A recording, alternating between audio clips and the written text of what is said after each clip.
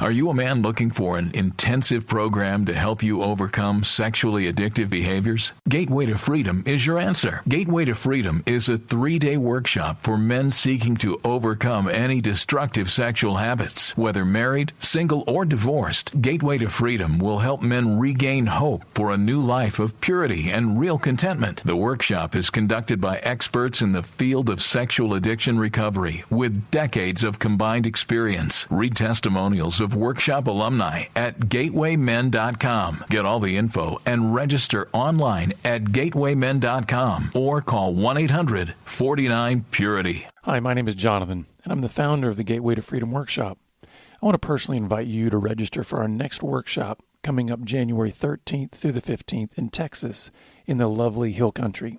So call us today at 1-800-49-PURITY. That's 1-800-497-8748. Or visit gatewaymen.com.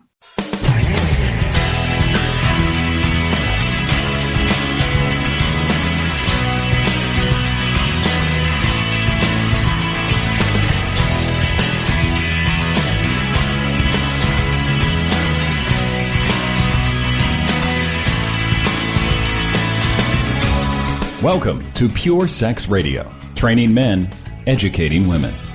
Are you ready to get real and start living each day in purity? This dynamic program is designed to educate, encourage, and equip listeners with the tools necessary for living a life of sexual purity. Pure Sex Radio brings you the best in mobile talk radio. Listen to real-life struggles, learn how to overcome lust, pornography, and sex addiction, and get serious about purity. Your hosts for Pure Sex Radio are Jonathan Doherty and Stephen Cervantes. Jonathan is the director of Be Broken Ministries and founder of the Gateway to Freedom Workshop for Men. Stephen is the founder of the Hope Counseling Center. Visit us online at puresexradio.com. And now, please welcome Jonathan and Stephen on Pure Sex Radio. Good day, radio listeners. Welcome to this week's edition of the Pure Sex Radio broadcast. We're so glad to have you here with us. My name is Jonathan, and I'm here with Stephen Cervantes. How are you doing, Stephen? I am blessed today, and I'm glad to be alive, and it's a good season, and, there's it's just awesome. Joy. So, Stephen comes in singing Christmas songs, and he is in the spirit of the season. So we hope that you also are in the spirit of the season, being reminded that this is the time when we really point all of our attention to just the best gift that we have ever been given in our lives, and that is by our Heavenly Father, who sent us His Son, Jesus Christ, to pay the penalty on our behalf, that we did not have to die in our sins, but that we could be made right with Him through faith in His Son. And so I hope that this season, that is where your mind is focused and your heart is being reminded of just the grace of God. If you are really struggling with that, we know sometimes this is a season where a lot of pain can be highlighted from your past and family, and sometimes it can drown out the hope that is wrapped up in that wonderful message of Christmas and Jesus. And if that's the case where you're struggling with that, we would love for you to contact us so that we can help you through this season. We'll give you that contact information at the end of the program here. So, Stephen, I'm excited about what we're going to talk about really in the next 2 episodes on this issue of kind of roles of emotional brokenness, and then also how we can kind of sort of tweak our emotional system and start getting healthier. Good. Is that my cue to go? Go for it, man. Okay. Game on. Thank you guys for listening to us. You bless us by being out there. Mm-hmm. And there would be no purpose for us being here if you weren't listening. So I want you to know I'm smiling right now, and I'm grateful for you.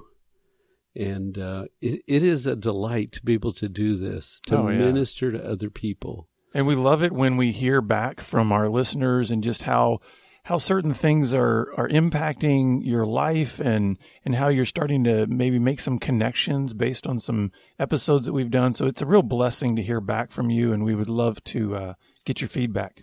Yes, and some people go to great lengths and build biblical models on what we say, and some people use our material to have a little group meeting, and some people will just sit and journal the thoughts that are shared and work on personal growth. So however God wants to use this, to God be the glory. Mm-hmm. So I just came back from a Gateway weekend. That's our intensive men's training weekend. And it was interesting how guys would come in. I say, how'd you hear about it? Oh, my best friend came to this. He said I had to come. It would change my life. And one of the guys stood up and said, hey, on your website, a guy says, this is transformational. I go, sure, that's good marketing. That's good PR. And I'm here to tell you, it changed my life. This weekend changed my life, the whole direction of my future.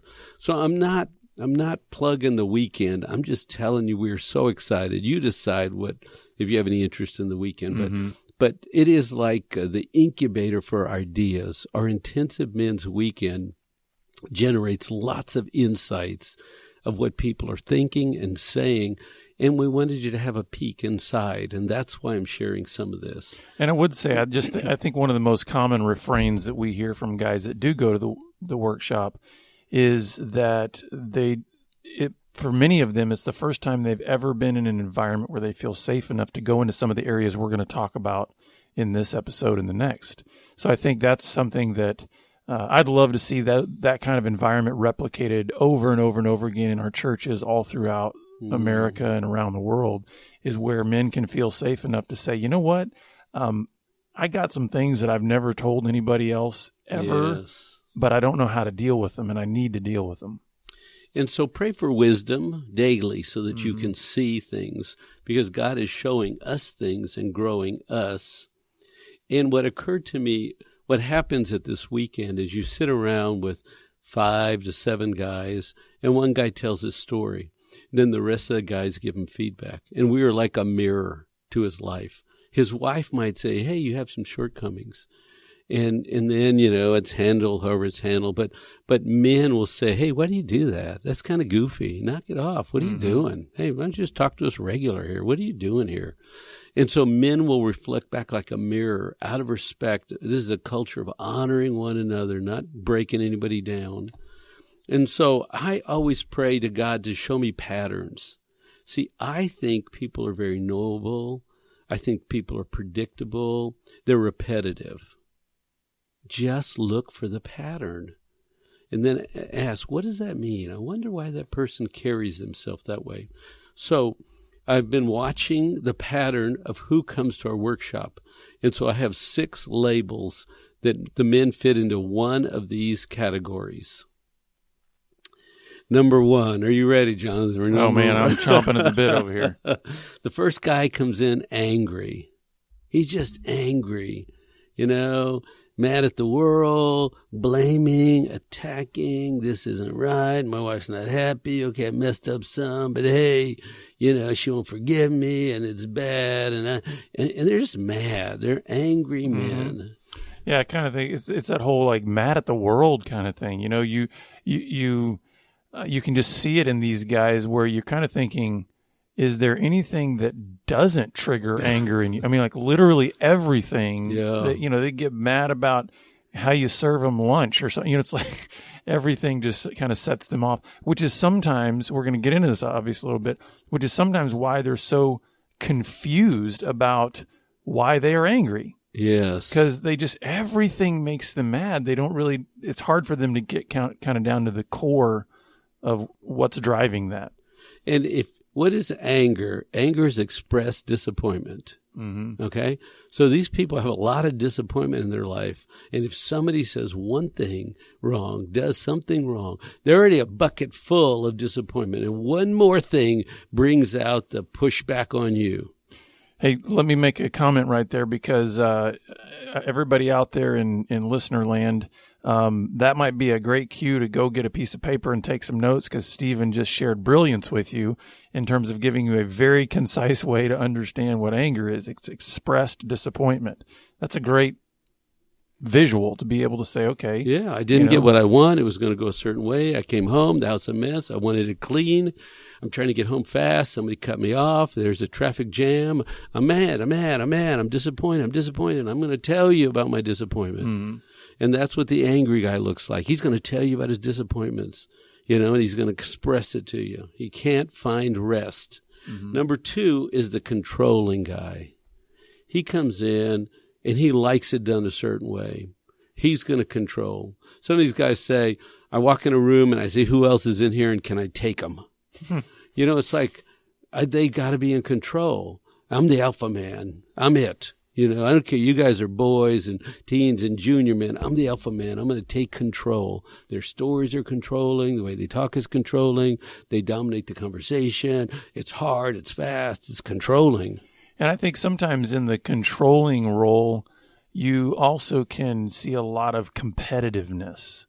It's all about winning, So, and to win, sometimes you really have to control because, hey, what ends up happening when you get into relationships or even get into work, there are many things that are outside of your control, right? Right. But the controller says, I got to win. So I'm going to manipulate my wife. I'm going to manipulate my boss. I'm going to manipulate, it's like I'm so competitive. I have to beat the guy next to me. I got to be better than whoever else, no matter how dysfunctional that makes me. So whenever it's a situation, if it's a work expectation, okay, I do what's expected. But when it's wide open, it's going to be my way. Mm-hmm. Just my way. I'm going to take it. If there's no direction, I'm going to take control here.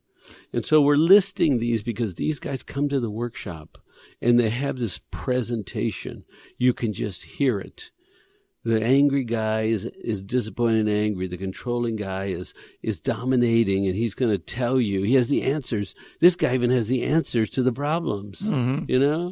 And it's also, I think it's important to note here too, Stephen, that these guys come in really with very little, maybe even no self-awareness that they are locked in these particular roles. So the controller, guess what happens when you say, you're a controller? Well, how does he respond? Well, what are you talking about? He might back off or he might say, I think I intimidate you or something like that. Or he might say you're weak. Yeah. That's why you're saying just weak. Yeah. Whatever it is, they got to control. They got to win. They got to have the last say, right? Exactly. That's good. So I love this next guy that comes into our workshop, Usually maybe 20% are these guys. They're lost. Mm-hmm. And why do I call them lost? They say this a lot. Well, I don't know. I don't know. It's a grown-up 40-year-old, 50-year-old man, and you ask him a question, he goes, well, I never thought of that before. I don't know. Huh. And you just hear this fuzziness when you ask them questions. You expect me to know? Am I supposed to know that? I don't know. Mm-hmm. And they're hiding behind I don't know. They couldn't figure out how to live, so they got lost. And they don't know a lot of things. Well, and if you think about it, I think it's a great way to shut down a conversation. I mean, if you think about it, all of these are great ways to push people away. Mm. The angry person, that's easy to understand why people would want to pull away from an angry person. Mm-hmm. But how many questions do you need to ask somebody where the answer is I don't know before you stop asking them any more questions? Right. You're overwhelming me. I can't keep up with you. Right. And also you have a maturity about your questions, and I don't know what to say. Well, not only that, just as the questioner, you get bored. Right. And just frustrated. It's like, fine, you don't know. Yeah. You don't know. So that's a way to kind of keep people at bay from getting deeper. That's true. It's hard for me to truly accept that a 40 or 50-year-old man doesn't know anything about all of the questions that we're asking him, that he's never thought about this in his life, that he's never, it is that defense mechanism. It's a tool. Exactly. Right. You're not going to know me. I don't understand life. I'm not very deep. I don't have any good questions. But you know what these guys are good at? They're good at fantasy. Mm-hmm. These are the video guys that go off for 3 hours and play a game, and they excel. They know the game, but they don't understand life and relationships. Mm-hmm. And they have a tool. I don't know. If I'm not out there, I'm safe. If you go away, that's okay with me. I can go play in my fantasy some more, you know? So it's just a tool they use. And you listen, people overuse this tool too much. When you hear it, this is a lost child. Kid growing up was not engaged well, not pulled in. The world's not safe. Fantasy is where I live best, you know? Mm-hmm. So that's the lost kid. Then the next one, number 4 out of 6, the nice guy. Mm. Oh, let me help you. Can I do anything? Do you need anything? I'm going to please you. I'm going to be so nice. And this is the guy that when somebody else in the group is really starting to break down in their story, they want to rescue. Yeah, oh, that's they true. Want to come in and don't hurt him. Yeah, let's help this person feel better. And there's just such niceness. That's right. And I think of one of the things that I've learned throughout my life personally is that I realized that a lot of my life early on growing up, I was realizing that I was living in an environment and embracing an environment that chose nice over truth. Ooh, that's good. Because those aren't always the same thing. Yeah. And sometimes our niceness, like for instance, the guy that wants to come along and try to rescue the guy when he's getting to the broken place in his story and he's really starting to kind of crumble and break down, what he's doing is, I'm getting uncomfortable here. Yes. This is too raw. This is too real. And I kind of want to mask that. And let's put on our happy faces again. Let's put on our smiles. And right. And so, this all goes back to youth, right? You can see this kid pleasing his mother or trying to please his father, and not cause any problem. Why do you have to be so nice? Because home is so crazy. I'm not going to do one more thing to stress anybody. I'm not going to need anything. I'm just going to smile and be here and be nice. When in doubt, be nice. If things are hard, make them nice. If it's sad, make them nice. Don't let me go too deep. Just nice everything. And I will say this is probably the one role that in some ways is the hardest to push back on. Because here's this super polite, really nice, smiling pleaser, and it's hard to look at this person and say, you're full of crap. And so it's hard to push on the, and you know what? I think that is non-counselor talk. Right, yeah. I would say, what's going on right now? How come you're not present? Jonathan would say, why are you so full of crap? I'm not licensed. I'm not a licensed counselor. They both go to the same thing. Right. You're not here, right? Where are you? Yeah. Why are you pulling this BS on me? I'm just a regular guy trying to talk to you, right? Mm-hmm. And that's why sometimes it's hard to push on that, is because they've got this presentation that's just kind of soft and fuzzy and warm. And who likes these? The girls like this guy. He's so nice. Now, girls don't want to date nice guys. I don't know. That's a whole other topic. I would like to retract the last statement. Yeah, right. Because the nice guys are, he's my friend. He's my friend. All these guys are friends, Mm-hmm. I hope you're smiling out there and understand what I'm saying. But nice guys can be around girls a lot because they're soft and nice and pleasing and kind. And, the other guys, angry, controlling guys, they are like, ooh, get away. Too much of you. You're full of yourself. Number 5 is the storytelling guy. He'll come in and he'll just tell you a story. And it was interesting in the last group, one of the guys was telling a story on, I was a kid. I was in this difficult situation. And he's smiling. And it's a bad thing that happened. He's smiling. It's like the emotions are not fitting the story, And this guy's telling a story, but he's disconnected from it. He's up in his head and his logic rolling out, but emotionally he's shut down. Does that make sense? What does a storyteller look like to you? Yeah, it's somebody that they're probably great at putting puzzle pieces together, but can't tell you what the picture is formed on the puzzle. So it's like, hey, I can look at so in other words, I can connect this fact to this fact to this fact to this fact. Yes. But I'm completely disconnected emotionally from how all of those things ultimately, what does it really show about my life? What does it really portray in terms of like color and message and all of that? It doesn't if you could see Jonathan's hands, he's pushing his hands out in front of him. And that's what a storyteller does. He pushes a story out in front of him, but he's behind the story, disconnected from the story. He's not in the story. It's fact, flow, story, entertaining. Makes sense, doesn't it? It makes sense. My story makes sense. Yes, but you're not in it. Yeah. And they can become very good at spinning a a fantastic story, but there is a point in the story where you realize they're almost robotic now. This is something they've done so much that you realize I could probably walk out of the room. He'll still be telling the story, not recognize I've left, come walk back in, and he's still going in the story. And my observation is these people make me tired. Mm-hmm. Because when you're connected and you're passionate and you're expressing pain and hurt and a life that was difficult, and I'm on the edge of my seat listening to your story. But when you're just filling the air with words, I'm going, man, this is sort of boring. There's no passion here. There's no intensity. There's no life here. This is just a really good story. Where's the man behind the story?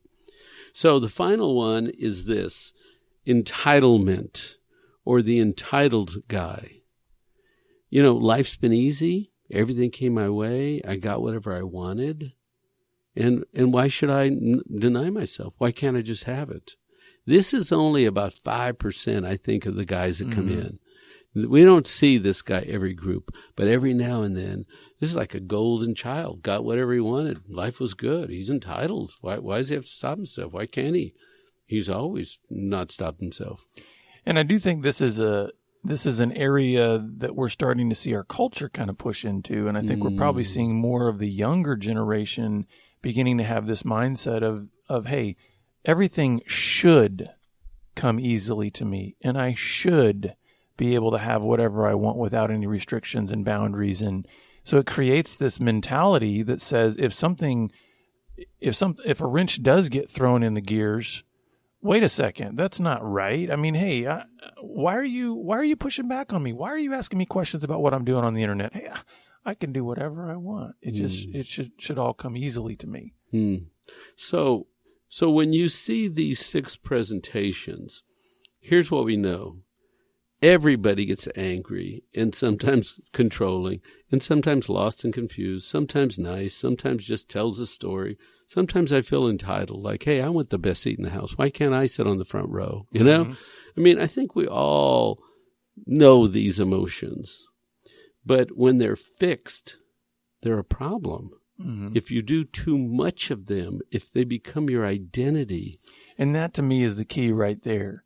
Yes, we all kind of, I like the way you had written this down. You know, regular people do any or all of the above at some point. It's kind of like these are emotions and behaviors that we've felt and woven throughout our lives and things like that. But when it becomes kind of your constant go-to outlet and your constant platform from which you are living your life, and more of that identity piece, like, hey, I don't think I could lay my anger down, or hey, I don't think I could take off my nice mask. In other words, it becomes your identity. Then I think we have some unhealthy things going on. That's good. So because remember what I said, everybody's predictable, they're knowable, and they're repetitive. If you want to look for the patterns, you can see patterns in people. And when you see the pattern, you can see how they're interacting with the world, and then you can back up from that and make some assumptions. So here is the assumption when somebody is playing one role. Look, we're all dynamic beings. We are, in our healthiest state, we're in a growth mission. Emotional growth, spiritual growth, physical growth, right? We're trying to maintain health. We're always trying to grow and do better. But a stuck person can only do the same thing over and over again. So when someone picks a role, they become defined by that role, so you can make some assumptions. And here they go. Number 1, that person is stuck. They're stuck in their role. They don't have any options, you know. Nice people are not good at asserting themselves, right? Angry people are not good at being content.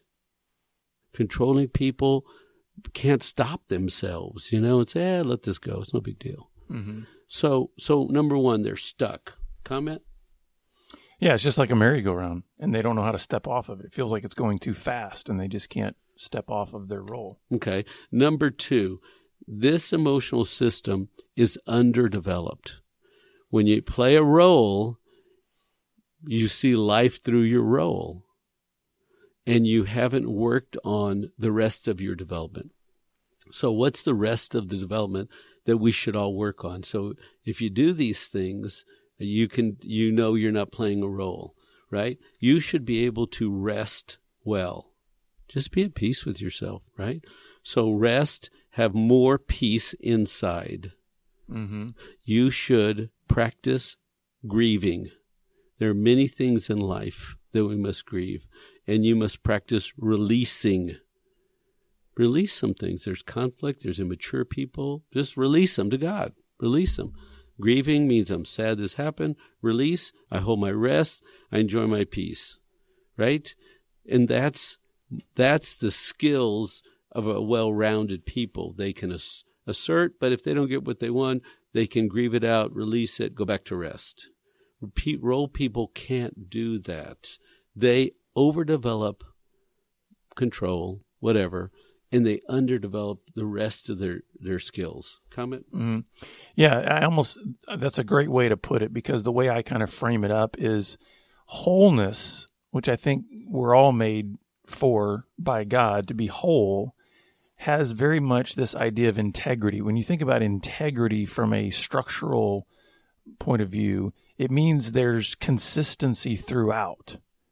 So in other words, if you're building a building and you're putting in your posts to hold up the walls or whatever, you're not going to say, oh, you know what, and we're going to put 50 times more weight on that post over here than we do on this one over here. You're going to create an imbalance that says that's not there's too much on that.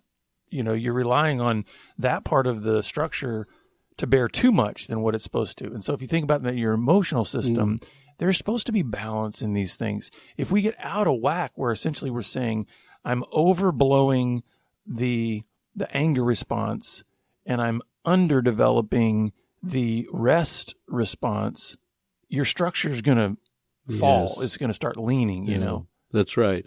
Because if you think you got to fix everybody, every problem, that's too much, right? Yeah. You have to be able to say, it's sad that that's going on with you, but I'm going to release you to the Father, and I'm going to pick up my mission of growth. So if you have an underdeveloped part of yourself, you have an overdeveloped part, which is your role, and an underdeveloped part. So then the next thing makes sense. This individual has poor emotional insight, or you said it earlier, poor self-awareness. Mm-hmm. They don't even know they're playing a role. They just play their role. Their role is their identity. They get up in the morning, they play the role. They go to bed playing the role. They think this is who they're supposed to be. This is the only way to engage the world. Mm-hmm. And that's why something like a gateway workshop or a support group or an environment where others that might be more emotionally healthy or further down this journey can act as a mirror to those men to be able to say, you know what, I'm seeing your life structure leaning a little bit here. Yes. And there's this overdeveloped part here, there's this underdeveloped part there, and let me help you see that better. And so that's why a lot of guys at the workshop will say, wow, that's they might not like it, but they realize that's right. I do need to work on those issues. So here's the assumption you can make, because we're talking about what assumptions. They're stuck. They're underdeveloped. They overdeveloped some part. They have poor self-awareness. And here's the other piece. They were wounded somewhere in their past. Mm-hmm. We don't just pick up these roles. We grab these roles because of some wounding, some difficult situation. And so then here's just an add-on, if you will. Whenever you're around a person that's role-playing, you're going to hear other people make statements about it. So when there's an angry person in the room, when they walk out, one of them will say, I wonder why he's angry all the time. Oop, mm-hmm. That's a role. That's a role. Or a storyteller, and he leaves the room, someone would say, I don't feel like I know him very well. He just tells a lot of stories, but I don't know who he is. Oop, that's a role. Mm-hmm. So other people know it and will make statements. And so these are just basic assumptions you could make when you're around somebody that plays mm-hmm. a role. Well, that's where we're going to have to end this episode, but there's a lot more that we have to do, and so we're going to come back next time, and we're going to take a look at how these roles, what a person does if they're fixed in these roles, and kind of why a person got there, and then what's driving that, and then how you can sort of begin to shift your emotional system. So please come back and join us next week on the Pure Sex Radio broadcast. Pure Sex Radio is paid for by Be Broken Ministries. Visit us online at puresexradio.com.